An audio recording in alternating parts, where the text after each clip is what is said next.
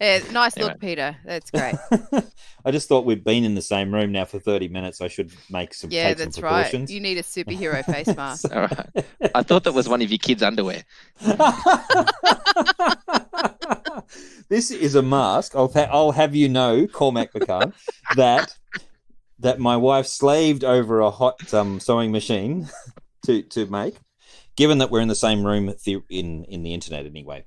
Thank you. I feel like safety precautions have just gone up a notch. That's good.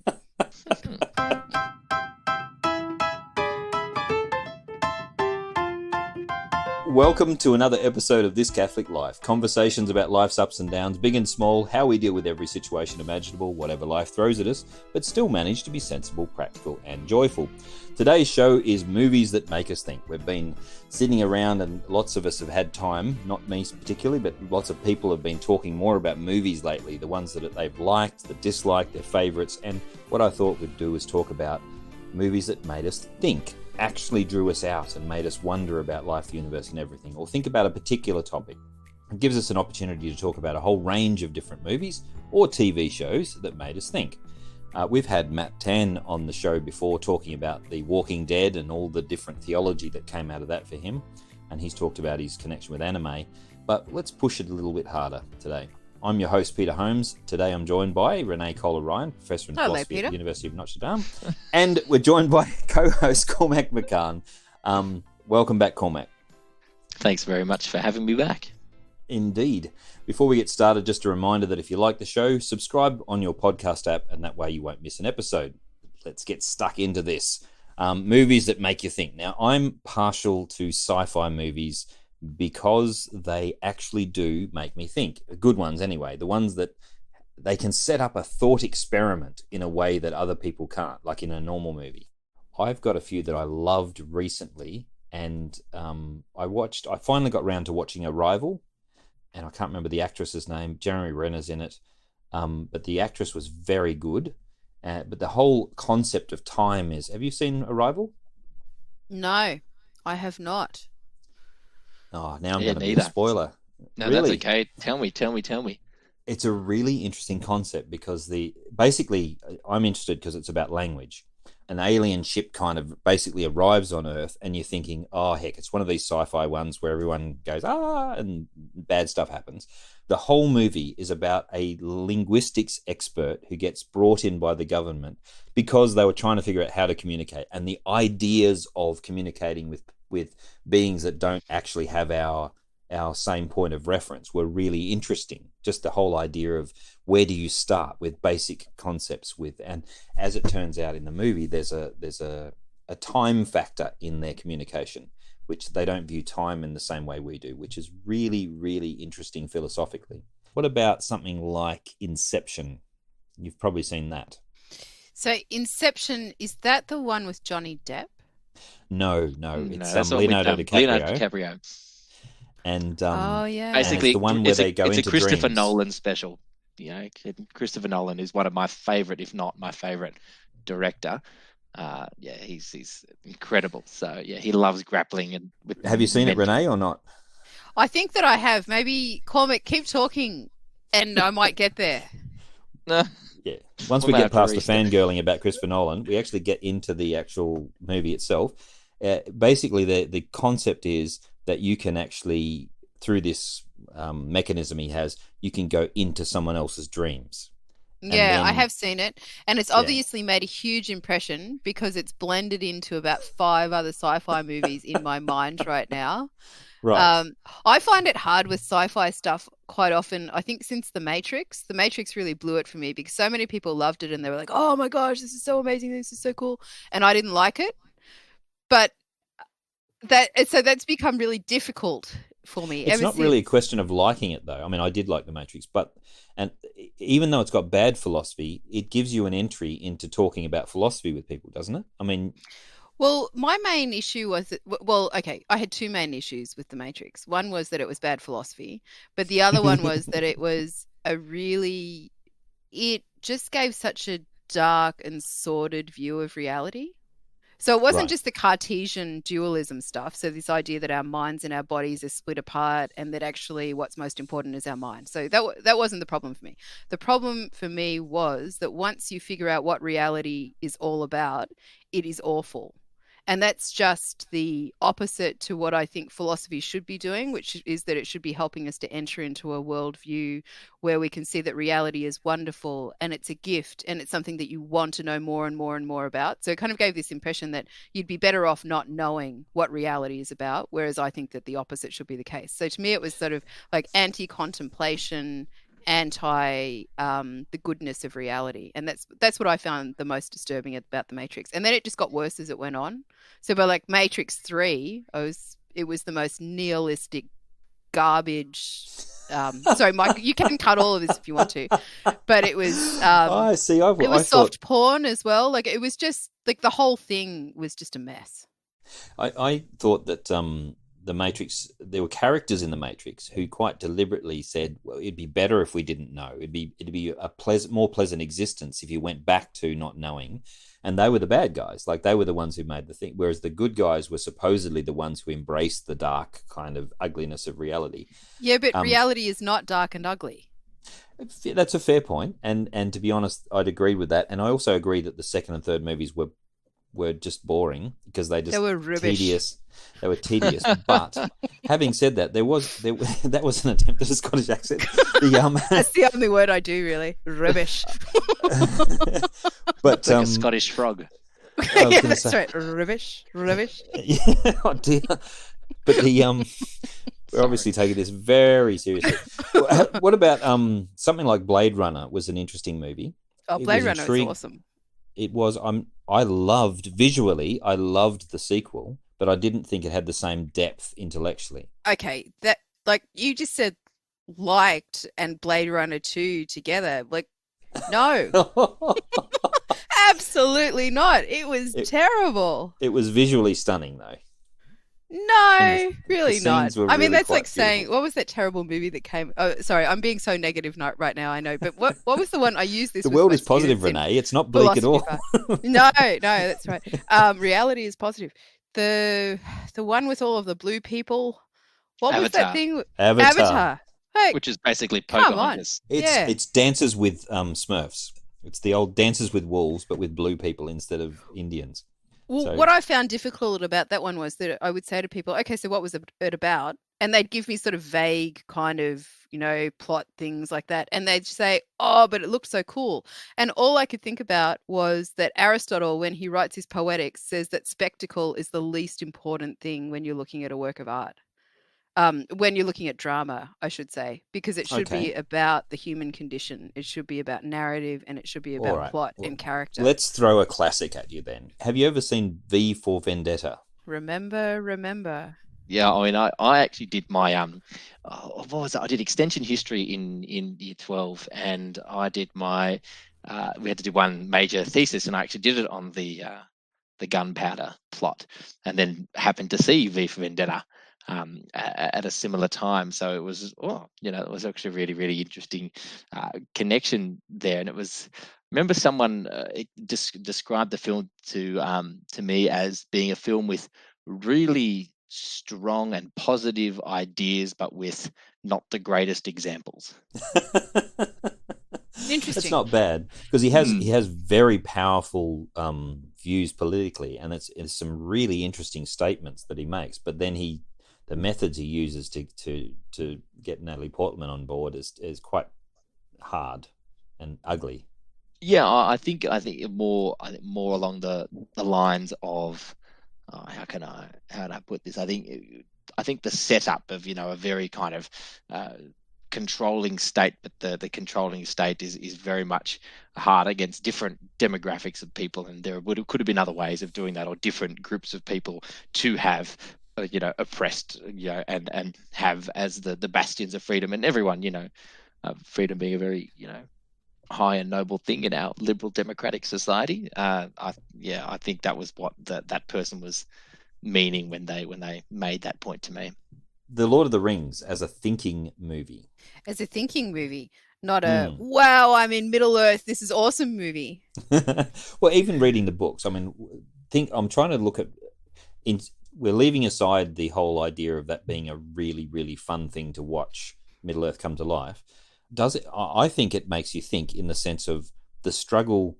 Some things they did very well in the movies, and that is they portrayed some personal struggles of each of the main characters. In the books, each of the main characters has to come up against their own personal temptation to try and get the ring, to use the power to achieve some good that they have. And the temptation is they know if they take up this power, it will corrupt them. But there's this massive temptation to kind of, for this good thing, and they're usually very desperate. Like Boromir is desperate. He's actually despairing and he can't see any other way through. And this seems to be his way out. When he says it's a gift to us, we can use this to win the battle kind of thing. Yeah, and I think that what the Jackson movies really picked up was that hope is so important, that when things seem really dark, that hope is very important. So I think that worked really well. And visually, I know that I was complaining about only focusing on spectacle, but visually, the way that he's able to contrast the evil with the good is quite spectacular. Yes, But I also think that just having enough time with those characters was great. So in terms of a thinking movie, watching the development of Frodo, watching the development of Sam, even of Gandalf, you actually see Gandalf hesitate and worry. And, I think that the hobbits thought that was impossible at the very beginning. It was this kind of godlike figure. So I think that all of that is true. And also how societies can band together, communities can band together, or they can fall apart. That was really crucial as well, that whole sense of fellowship. Yes. And then seeing different, the way that different leaders lead. Lots and lots to think about there for sure. What about a movie that's not visually spectacular, but is definitely one that gets you thinking, is Babette's Feast? Yeah. An old subtitled movie from way back. If you haven't watched that, listener, you should. It's a very slow and not a visual spectacular at all. It's very slow. Is it Denmark or somewhere like that? Or it is Holland? in Denmark, I believe. Noted as a listener that hasn't Sweden, seen it. Is it? Well, there you go. Guilty. I use that one in a couple of You classes, do? Actually. Yeah. Okay. What do and you I use think it the for? theologians do as well, so it's probably one of those movies that... How did you escape it, Cormac? I don't know. Divine intervention, I guess. Well, now's your I've been moment. You should watch it. It is. If you're looking for a spectacle, it's rather tedious, but it's interesting. I've showed it to all my children, and only one of them said, "Oh." The rest of them actually were a little bit fascinated with it, because the whole movie is about one meal, and it's just an amazing concept, the way it works out, and you're not. There's no preach. It's not really preachy. There's not a huge amount of dialogue which relates to the message of it. You have to observe the characters and their reactions to what happens. Would you say that's fair, Renee? Yeah, so I think that one staff member has used it to think about the Eucharist and how and that act of self-giving in the Eucharist. I've used that movie. So in terms of, if you're thinking about movies that make you think, I've used it within a course on love and friendship, because you find the different kinds of love in there. You have agape, so that self-giving love. You have friendship, which is really really important in the community that you see there, this very tight-knit community. But you also have eros, so romantic love, and how that works out or doesn't work out. So it's a really thoughtful kind of piece on all of that as well. Yeah. Right. Well, I've thrown some movies at you. I've got a couple of trivia ones later, but what about you guys? What are some movies that have made you think? Cormac, over to you. Oh, well, this is going to catch me out really badly. I really recently just finished watching the third installment of Captain America, which is Civil War. Now, I've got to get you together with one of my sons. Yeah, he likes your style already, I'm sure. Yeah, so get him onto the podcast. Like we can chat. Yeah, we could actually. That'd be fun. It'd be wild. And Peter's got I think his current face mask protection. Is it Captain America, Peter? Is that what you're sporting at the moment? It was yes, it's a Marvel one. It is Captain America. There you go. There you go. See, he is the defender. So Peter's got a Iron Man on Captain the side America's there. shield. Brilliant. But the reason why I kind of bring it up, because while the the movies themselves can, you can take them as you like. They're pretty fun, and you can see them as pretty trivial. And there's the typical kind of superhero narrative in there of internal conflict and rising to the challenge and all that kind of stuff. But why I single out Civil War is because I find it a really interesting, positioning between two perspectives that actually splits up the Avengers as a team of enhanced individuals whose purpose is to go out and beat off bad guys at different parts of the world because they are the most capable and competent defense that the world has. They operate privately, and they use their discretion to go around and say, we are needed to fight here, so we go and we do that, when we go and defend the innocent, save as many people as we can. But in Civil War, they encounter a problem because the opening scene is they're fighting off some bad guys in some part of Nigeria, I think in Africa, and then there's some collateral damage and some innocent civilians die. And that all of a sudden raises the question amongst all the countries who band together through the United Nations to say, actually, are we okay with a group of, super enhanced vigilantes, they call them, going around and deciding where they should stick their, noses in and fight for us without any kind of oversight? And some of the Avengers realize, hang on a second, they've got a point. We've been going around unchecked and people are getting hurt because of us, innocent people. So do we hand over our freedom to decide where we go and where we engage in combat for the sake of being, I guess, compliant to the multilateral, I guess, how would you describe it? The organization of the United Nations, international community. The United Nations of superheroes. That's right. And then you contrast that with the other half of the team, which is led by Captain America, who say, no, we can't hand over or surrender our responsibility and our right to choose. In fact, it's very strong in Captain America's case, because he's talking about his individual response to someone being oppressed or something like that. So if someone's in need, he won't stand by and let it happen just because some governments can't decide to actually act. And that's what actually made me think about the relationship between state responsibility and individual responsibility, or the individual responsibility and state action.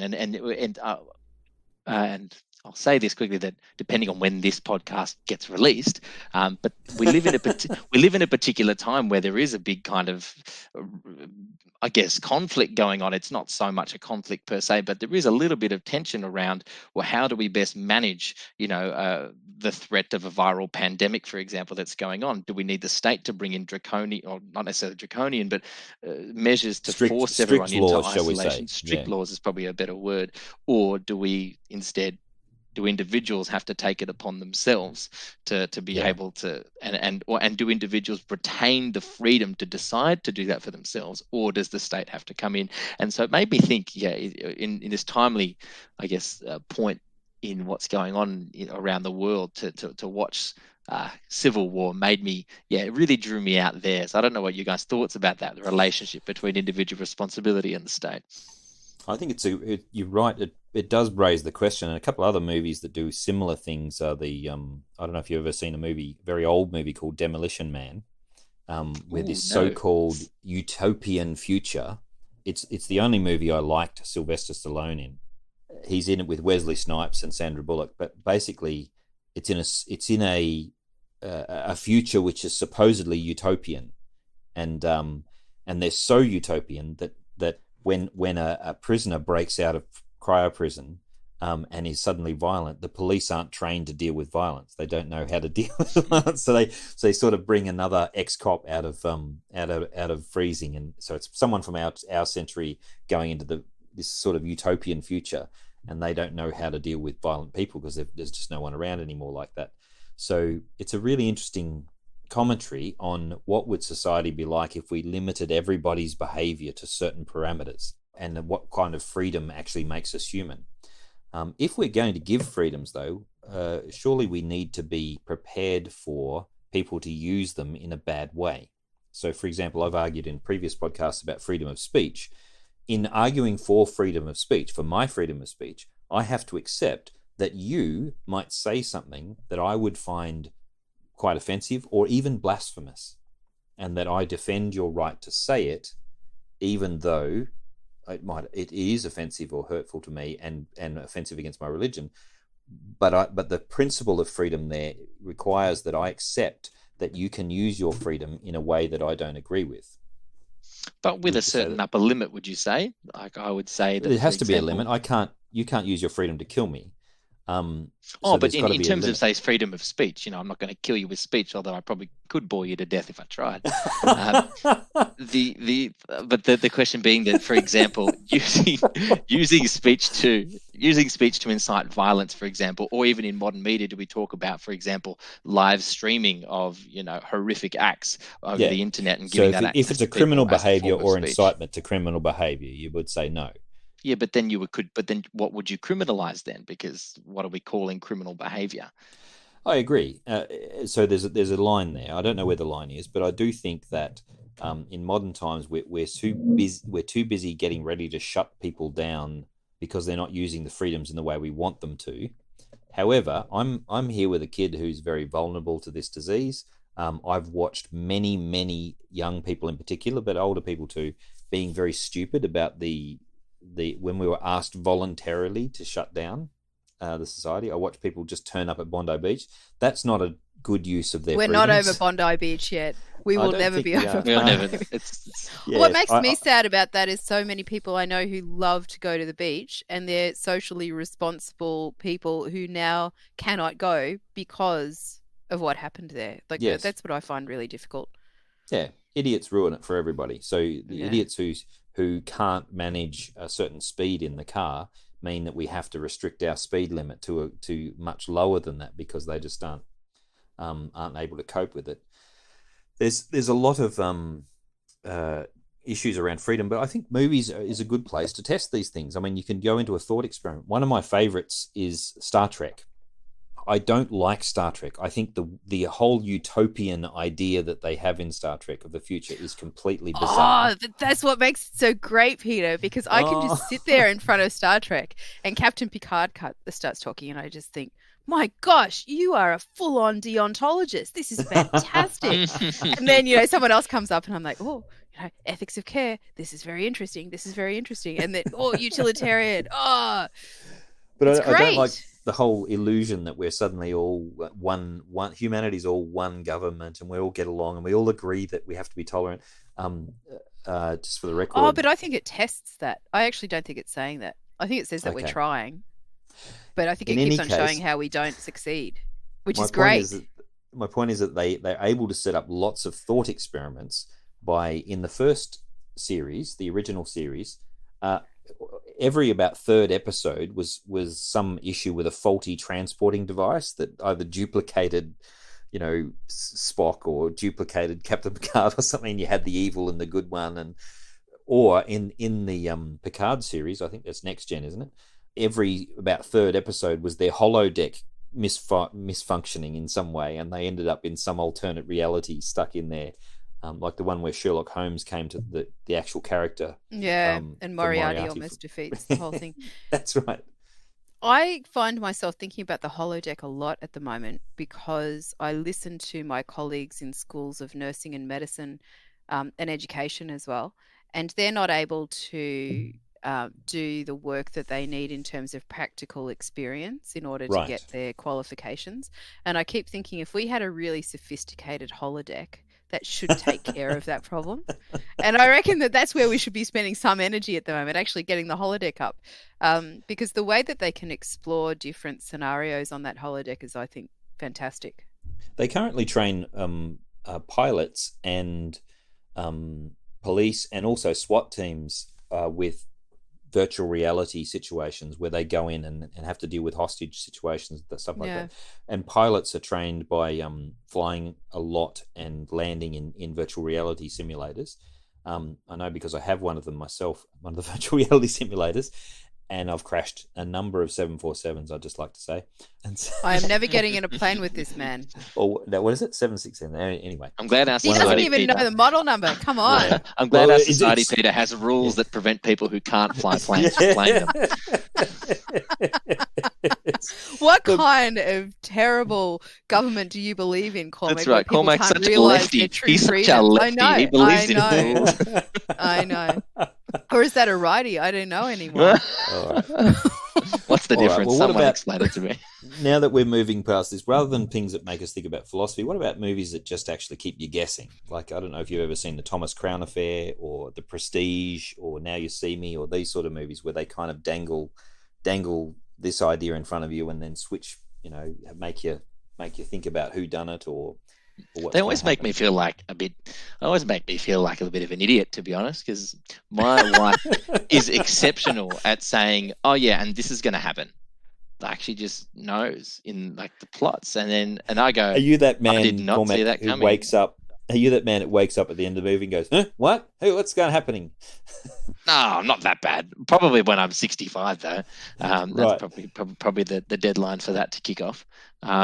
Stay tuned. But yeah, it's just that I actually do quite enjoy those kinds of films. I really enjoyed The Prestige and Now You See Me for how they did that at the beginning with the. Actually, you might know how they did where they flick the cards, the whole deck in front of you on the screen, and you as the viewer watch it, and you go and it's like pick a card, any card. What card do you see? And you go, I saw the 7 of diamonds, and everyone saw the 7 of diamonds, and they light up the building with the 7 of diamonds. And I'm like, what was the cinematography technique to do that?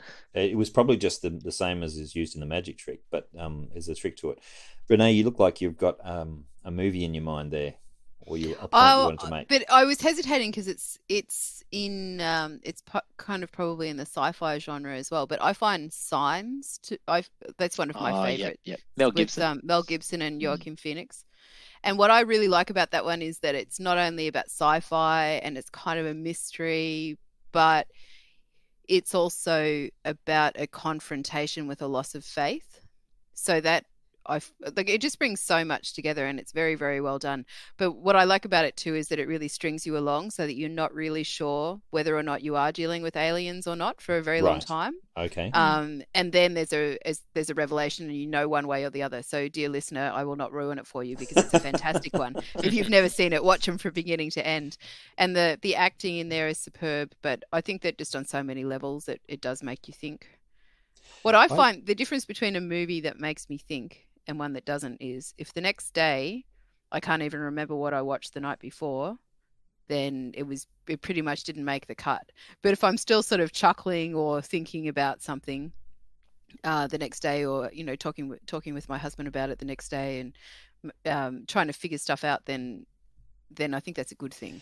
See, that happens to me with Monty Python movies. Still, even though they're just really silly, they're actually taking a look at something that's quite serious, making an absolute mockery of it, but they're doing it in quite a clever way. And then when you actually think about it a bit, you end up going, hang on, that's actually really funny and really quite clever in the way that they've critiqued a particular thing. Like the guy, one of my favorite scenes is the political diatribe of the fellow who's actually a peasant mucking around in the mud, and the king comes past, and then he has this whole dialogue with the king. Strange women lying in ponds distributing swords is no basis for a system of government kind of thing. There's this beautiful, quite high, complex political debate happening between a king and a peasant. And the king comes out the worst for wear on the whole debate. It's quite funny, but it's also a parody of kind of social activism and all kinds of other things. It's quite clever. In terms of movies that make you think and TV shows that make you think, I watched a series called Fringe, which was on Netflix, but now it's not anymore. But it was very interesting in that it kind of ended up talking about alternative history kind of thing, and where you can, it's possible to come across or be aware of yourself in a different universe where you might have made a different decision, or in a different reality. It like the sliding doors kind of thing, but on a much broader scale. In terms of TV series, The Wire is probably the one that still makes me think. Okay. So that's a fantastic one because it's such a kind of sociological overview of so many different things, and it just has fantastic characters. The big joke, in our household when I was watching it with my husband was that toward the end, a lot of the gangsters get killed off, and I'd get really upset when one of them was killed, and he would say to me, but don't you remember when he did this? When he did that, and I'm like, he's such a great character, and now he's gone. So there was that, but also I tend to like darker stuff or super silly stuff. We just watched Iron Man 3 recently, and I really enjoyed it. That was great. So good. Lots of explosions and just really fun stuff. And I never tire of the main character saying, "I am Iron Man." It's a really significant moment. So that was great. But Calvary, have you seen Calvary at all? Now, I've heard about this. That's a really good one. So I can just give you the opening. It's a harsh movie. It's a really, really harsh one. It's one of those where, like, I probably can't watch it for another 5 years because I'm still so emotionally ripped apart by it. But it is about a priest in Ireland who hears a confession of someone who was abused. So it's obviously already really on very, very difficult territory. He's in a small community. Someone comes to confession. The priest knows who it is, but you as the viewer don't know who it is. And he says, "I'm giving you a week. You are going to pay for the sins of the person who abused me because you are a member of the church, and it was a member of the church who did it. You have a week to live." And so then you watch is it the last week or is it not the last week? And so you've always got that going on, but it goes through the week in this priest's life. So you meet all of these people in the community, and it was really interesting watching the kind of background material on this because the director was trying to figure out if it was a kind of Stations of the Cross. So there are different figures along the way. So the whole Calvary motif was really all the way through it. It's a fantastic movie that still makes me think and still makes me want to just weep. Yeah. So that's a good one. In terms of Christological or the ones that really stood out to me as having a redemptive quality, one that I kind of wanted to wrap up this episode with is Gran Torino. Yeah. Have you seen Gran Torino? One. Yeah. Yeah, I've seen it. It's interesting that you raise it. Old Bishop Barron talks a little bit about Gran Torino as does well. he? So yeah. Yeah. And he uses movies a lot in kind of, he likes true. drawing out of the culture to try and make the Christological references a lot of the time. I loved Gran Torino, and particularly because it was understated in the areas that usually American directors find the need to be overstated in. So when he goes to confession, I was waiting for this whole melodramatic unfolding kind of thing, and it ended up being quite understated, and the emphasis was very much on the fact that a very small thing, which seemed to be small in terms of a sin, actually its impact on relationships was the big deal. The fact that he talked about his own attitude being a bad thing, and the priest was going, I was expecting to hear some great war crime, that you've not been to confession for, but actually it was just that he should have been more loving to his children. But to the character, it was such a deep thing because of its impact, and it was very profound. And the ending is just amazing in terms of the way it plays out. It's just absolutely amazing. That's probably enough for this week's podcast. If today's discussion got you thinking or arguing with your podcast device, you've got other movies you'd like us to talk about, or you think we're wrong about the movies that we've talked about, you can subscribe to our podcast at thiscatholiclife.com.au. Send us a message about it at info@thiscatholiclife.com.au. Contact us on Twitter, Instagram, Facebook, or Discord. And remember, this is an Australian Catholic podcast. We think that's unique enough to be an idea worth getting behind. So tell your friends. Time for shout-outs. Cormac. Yeah, I just want a little shout out to all the parents in particular of little children who currently might have restricted access to the outdoors, and their boundless creativity in coming up with different ways of keeping their children entertained. We don't always have to go down the path of movies, though that is the great temptation. So I applaud you every time you're able to get them to dig in the dirt or find some other fun activity that we used to do before the TVs were at our disposal. Nice. Renee. I'd like to shout out to the artistic community that I know is particularly hard hit right now. So they were one of the first industries, if I can put it that way, to be very hard hit because they were not able to put on their dramatic performances. I know of artists who had spent a very long time putting together a show, writing and directing a play that then couldn't be performed. So it's not only the economic the economic ramifications of what's going on right now, but also I think that's just very hard when your life is in your art like that, and not to be able to pursue that and express it. So a big shout out to them, and I really hope that one day the theatres will be open again and we'll all be able to be in them together. Cool. I'm going to shout out to those people along the lines of Renee's shout out to those people whose industry isn't going ahead because of this right now, and you're feeling the pinch in terms of your business.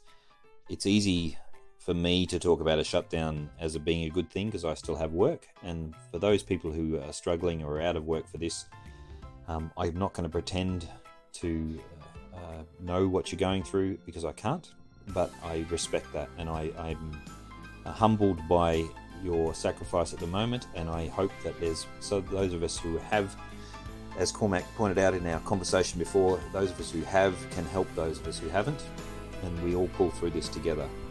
Thank you very much for doing your bit. That's all for now. Thank you for listening to This Catholic Life.